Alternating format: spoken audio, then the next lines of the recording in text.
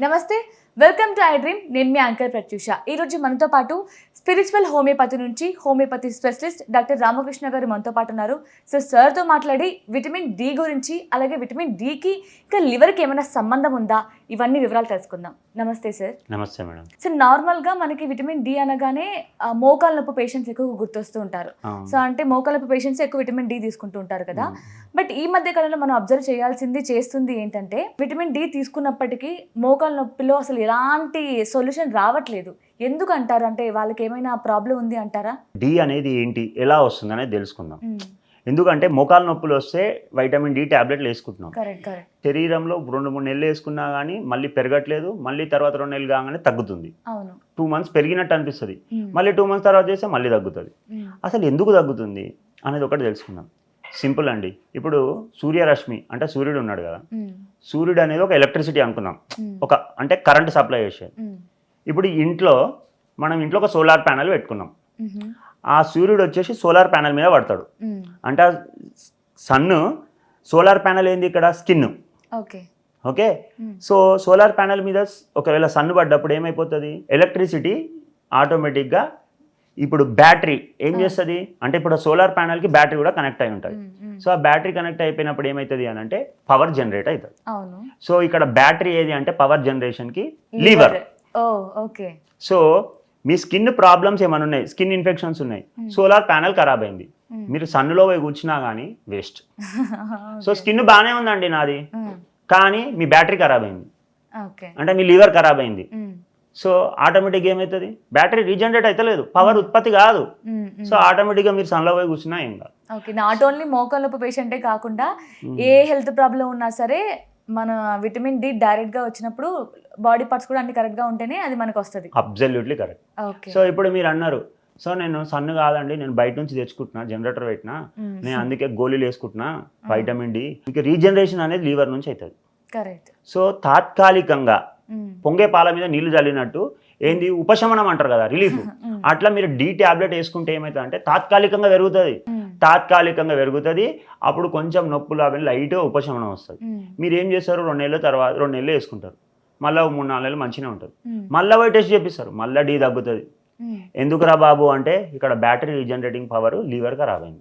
నార్మల్గా ఇప్పుడు liver problem వచ్చేదే ఇలా విటమిన్ లేకపోవడం వల్ల కదా. సో ఇప్పుడు మనం ఆల్రెడీ ఇస్తున్నాం కదా వైటమిన్స్, మరి ఎందుకు లివర్ ఖరాబ్ అవుతుంది మళ్ళీ? మేడం, ఇక్కడ విటమిన్ లేకపోవడం వల్ల లివర్ ప్రాబ్లం రాదు, లివర్ ప్రాబ్లం ఉండడం వల్ల విటమిన్ డి దొరకదు. సో లివర్ ప్రాబ్లం ఉంటే విటమిన్ డి అనేది సరిగా మన శరీరంలో మనకు దొరకదు, అందదు. సో అది మెయిన్గా. లివర్ బాగానే ఉంది కానీ తగ్గింది అంటే అప్పుడు వైటమిన్ డి టాబ్లెట్లు వేసుకుంటే మీకు bone pains, muscle pains, joint pains ఇవన్నీ ఉండవు. కానీ లివర్ ప్రాబ్లం ఉండి విటమిన్ డి వేసుకుంటున్నారు అనుకోండి, తాత్కాలికంగా ఉపశమనం, రిలీఫ్, లాంగ్ రన్లో మళ్ళీ రిపీట్. సో మీకు మళ్ళీ అదే వస్తుంది అని అంటే ఒక్క విన్నపం ఏంటి అని అంటే మీరు లివర్ బాగుందా లేదా చెక్ చేసుకోండి. ఎందుకు అంటే వైటమిన్ డి అనేది fat soluble vitamin. Vitamin D అనేది ఫ్యాట్ సాల్యుబుల్ కాబట్టి ఆ ఫ్యాట్ అనేది మెటబాలిజం ఎక్కడ జరుగుతుంది అని అంటే లివర్లో. సో లివర్ మంచిగా ఉంటేనే డి అనేది శరీరానికి అందుతుంది. సో ఇది అనేది చాలా ముఖ్య భూమిగా పోషిస్తుంది లివర్ అనేది. సో మరి లివర్ బాగుండాలి అంటే ఏం చేయాలి? లివర్ బాగుండాలి అని అంటే సింపుల్, కార్బోహైడ్రేట్ రిచ్ ఫుడ్ తగ్గించేసేయండి, ఫ్యాట్ ఫుడ్ తగ్గించేసేయండి, ఈ 2 తగ్గించేసేయండి. ఎందుకు అని అంటే ఈ ఫ్యాట్ ఫుడ్ ఆల్రెడీ ప్రాబ్లం అయింది. సో మళ్ళీ ఏమైపోతుంది, ఆ ఫిల్టరేషన్ ప్రాబ్లం అనేది డిస్టర్బ్ అవుతుంది. సో మీరు ఏం తీసుకోవాలి, సింపుల్, మీకు మంచి వెజిటేబుల్స్ చెప్తా, మంచి ఫ్రూట్స్ చెప్తా, మంచి మిల్లెట్స్ చెప్తా.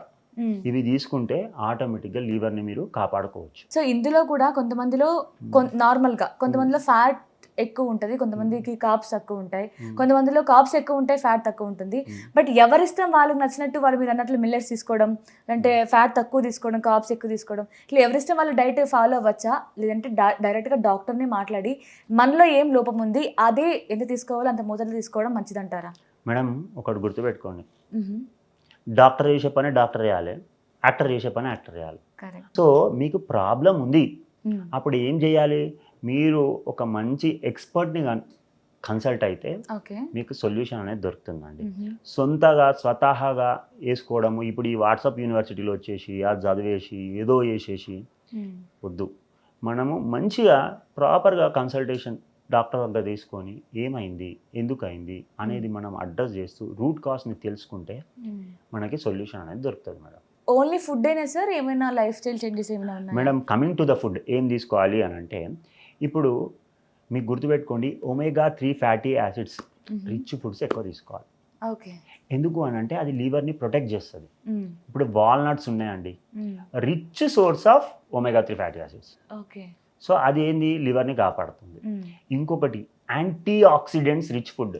యాంటీ ఆక్సిడెంట్ అంటే ఏం లేదు, ఇప్పుడు ఒక ఐరన్ పైప్ ఉంది, నీళ్ళలో పెట్టినాం, జంగ్ వస్తుందా రాదా? సో ఐరన్ పైపుకి జంగ్ ఎలానో మన శరీరం మొత్తం సెల్స్ తోటి తయారై ఉంటుంది. ఆ సెల్స్కి జంగ్ వచ్చింది అనుకోండి మొత్తం శరీరం డ్యామేజ్ అవుతుంది. సో ఈ యాంటీ ఆక్సిడెంట్ ఫుడ్స్ తీసుకుంటే లివర్ని ప్రొటెక్ట్ చేస్తారు. సో యాంటీ ఆక్సిడెంట్స్ పుష్కలంగా అధికంగా దొరికే ఫుడ్ ఏది? సింపుల్, బెర్రీస్ అంటారు, ఐడియా ఉందా మీకు? Blueberry, blackberry, raspberry, cranberry, strawberry, ఇవన్నిట్లలో పుష్కలంగా యాంటీ ఆక్సిడెంట్స్ ఉంటాయి. దానిమ్మ పండు ఐడియా ఉందా మీకు? దానిమ్మ పండులో సూపర్ యాంటీ ఆక్సిడెంట్స్ ఉంటాయి. సో ఇట్లా ఇవి తీసుకోవడం వల్ల, జామకాయ తీసుకోవడం వల్ల, ఇవి తీసుకోవడం వల్ల ఏమవుతుంది అంటే అత్యధికంగా మీకు యాంటీ ఆక్సిడెంట్స్ దొరుకుతాయి. సో తద్వారా ఏమవుతుంది, మీకు సెల్స్ డ్యామేజ్ ఏదైనా ఉన్నా కానీ, ఇన్ఫెక్షన్ ఉన్నా కానీ పోతుంది. మన లివర్ని కాపాడుకోవచ్చు.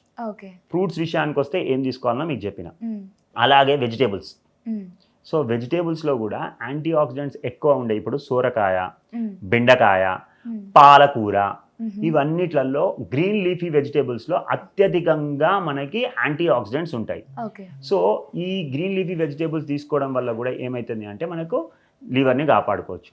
ఇంకా మిల్లెట్స్లో అయితే రాగులు, సజ్జలు, కొర్రలు, ఇవి ఎక్కువ తీసుకోవడం వల్ల కూడా మనల్ని లివర్ని కాపాడుకోవచ్చు. సో డైట్ ప్లాన్ ఇలా. మళ్ళీ రాత్రి డిన్నర్లో ప్రోటీన్ తక్కువ చేసేసి, అంటే తక్కువ అంటే రాత్రి డిన్నర్లో అంటున్నాను నేను.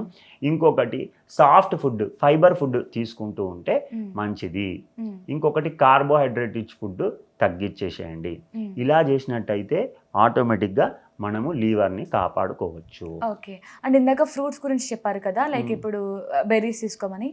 కొంతమంది ఏంటంటే తీసుకోమన్నారు కదా అని చెప్పేసి మొత్తం ఫుడ్ని అవాయిడ్ చేసేసి అవే తీసుకుంటూ ఉంటారు, ఈవెన్ లంచ్లో కానీ బ్రేక్ఫాస్ట్లో కానీ. ఇంకొంతమంది ఏమంటారంటే బ్రేక్ఫాస్ట్ డైరెక్ట్గా ఫ్రూట్స్ తీసుకోకూడదు, షుగర్స్ డైరెక్ట్గా వెళ్తాయి అంటూ ఉంటారు. సో మీరేం సజెస్ట్ చేస్తారు? ఫుడ్తో సహా దీన్ని ఒక క్వాంటిటీ తీసుకోవడం బెటరా, లేదు అంటే మార్నింగ్ ఆఫ్టర్నూన్? ఒకసారి పర్ఫెక్ట్ ప్లాన్ చెప్పరా మేడం? ఫ్రూట్స్ లంచ్ తర్వాత ఫ్రూట్స్ తీసుకోండి, బ్రేక్ఫాస్ట్లో కూడా ఫ్రూట్స్ తీసుకోవచ్చు. సో ఏదైనా మీరు అంటారు మొత్తం తినేస్తా అంటే అతివృష్టి అనావృష్టి అంటారు. ఇప్పుడు రోడ్డు మీద పోతుంటే అతివేగం ప్రమాదకరం అని అంటారు. వేగం ప్రమాదకరం అని ఎక్కడ రాయారు, అతివేగం ప్రమాదకరం. అతి మంచిది కాదు మేడం, ఏదైనా అతి మంచిది. తిన్నామా మొత్తం నేను యాంటీ ఆక్సిడెంట్స్ తీసుకుంటా, ఇది కాదు. సమపాలన. ఎందుకంటే శరీరంలో చాలా అవసరం, వైటమిన్స్ అవసరం, మినరల్స్ అవసరం, యాంటీ ఆక్సిడెంట్స్ అవసరం, ఫ్లేవనాయిడ్స్ అవసరం, పాలిఫినాల్స్, ఇలా చాలా అవసరం. సో అన్నీ తీసుకోవాలి. ఒక ఇల్లు కట్టాలంటే ఒక ఇంజనీర్ కావాలి, ఒక మేస్త్రి కావాలి, ఒక ఆర్కిటెక్ట్ కావాలి, ఒక ఇంటీరియర్ డిజైనర్ కావాలి. అందరు కలిస్తేనే ఒక ఇల్లు అవుతుంది, మంచిగా ఇల్లు అవుతుంది. సో ఇది కూడా లివర్ మంచిగా ఉండాలి అంటే అన్ని సమపాలనలో తీసుకోవాలి. Balanced diet is always advisable. Liver గురించి అసలు ఎంత క్లియర్గా ఎక్స్ప్లెయిన్ చేశారు అంటే, ఎవరికి తెలియని విషయాలు కావచ్చు తెలుసుకోవడం కోసం మీ టైంని మా కోసం స్పెండ్ చేసి ఇంత చక్కగా ఎక్స్ప్లెయిన్ చేసినందుకు thank you so much sir. Thank you. So చూసారు కదా, మీరు కూడా డాక్టర్ గారితో డైరెక్ట్గా మాట్లాడాలి అనుకుంటే స్క్రీన్పై కనిపిస్తున్న నెంబర్కి కాంటాక్ట్ అవ్వండి. సో నెక్స్ట్ టాపిక్ ఏం చేస్తే బాగుంటుంది, మీరు ఎలాంటి అనారోగ్య సమస్యతో బాధపడుతున్నారో కామెంట్ చేయండి. Thank you so much for watching. And for more videos, please subscribe to iDream. Please subscribe to iDream. Please subscribe iDream. And please subscribe to iDream. For more videos, subscribe to iDream. please like, share and subscribe to the channel. Congratulations, iDream. Subscribe to iDream. Subscribe to iDream. So subscribe to iDream Media. iDream ki iDream team andarki huge congratulations. Please subscribe iDream Media. Please subscribe to iDream. Subscribe iDream. Please subscribe to iDream. iDream అంటే నా కళల ఛానల్ను subscribe చేసుకున్న నోరు తిరుగుతలేదు, మీరైతే గంట గుర్తు కొట్టండి. For more such videos, please subscribe to iDream.